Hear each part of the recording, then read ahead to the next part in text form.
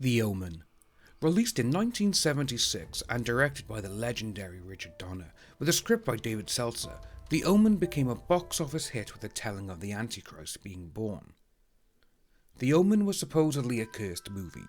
We've heard this numerous times in horror movies that deal with this kind of subject matter. With these supposed curses, accidents, injuries, and even death have happened. Poltergeist is legendary within the horror community for its supposed curse. Heather O'Rourke, who played the little girl Carol Ann, and Dominique Doone, who played the older sister, both died within a few years of the movie being made. So let's see what the happened on set with The Omen. Actor Gregory Peck was in the late stage of his career and was on a bit of a slippery slope.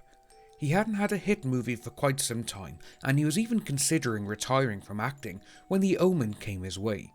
According to some, he took the role for a fraction of his usual acting fee and took the low sum of $250,000, with 10% of the film's gross, which turned out to be a very smart move by the actor, as The Omen became his most lucrative payday yet. A host of actors were considered before Peck was chosen.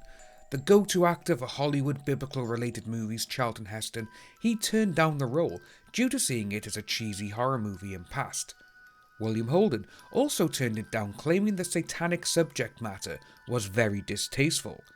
However, within 4 years, Charlton Heston starred in The Awakening, a movie with a similar premise to The Omen, and William Holden starred in Damien, The Omen 2. With so many actors turning down the role of protagonist Robert Thorne, maybe it was a safe bet for them as we dive into the curse of The Omen. When the movie went into production, only a few short years after The Exorcist, another legendary horror movie which was supposedly cursed, a religious advisor said, "The devil wants to remain invisible, so this movie is inviting him, to which he will try and shut the movie down."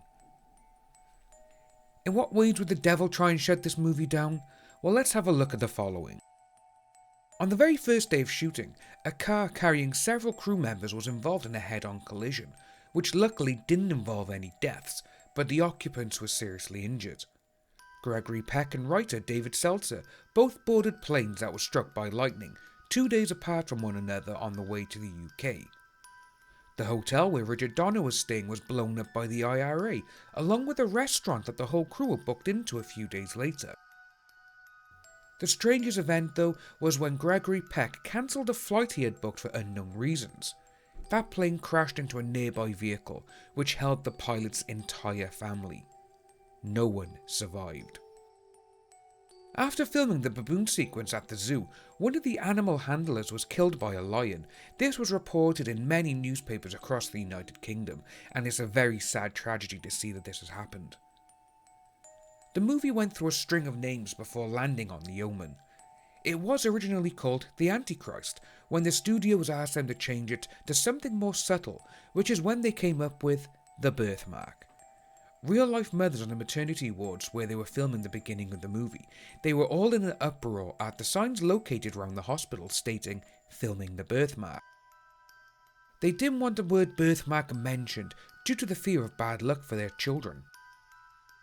Signs were changed to "Filming the Omen," which was only a placeholder at the time, but eventually stuck for the movie.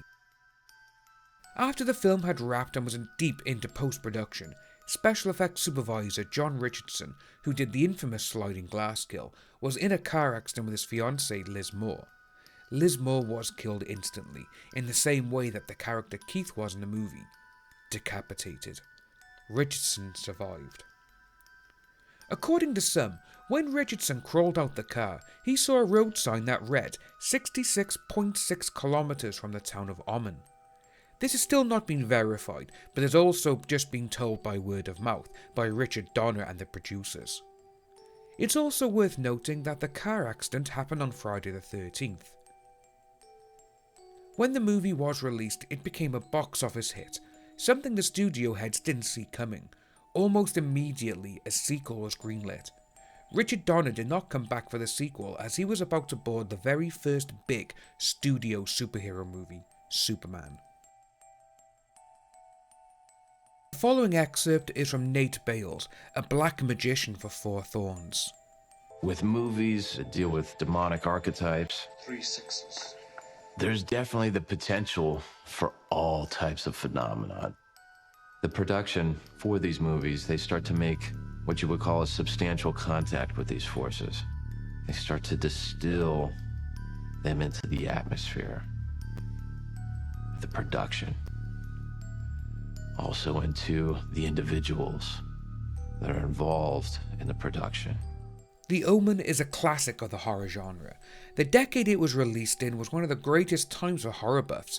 You had The Exorcist, Texas Chainsaw Massacre, Carrie, Halloween, to name but a few.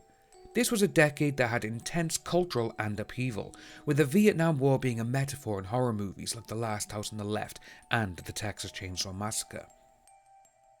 With The Omen making big bucks at the box office, the sequel was greenlit almost immediately and was released just 2 years after the original, which back in the 70s was a very quick turnaround. The sequel saw William Holden, who turned down the original Robert Thorne role, come aboard as soon as he was asked. The remaining sequels never had the cursed production like the original.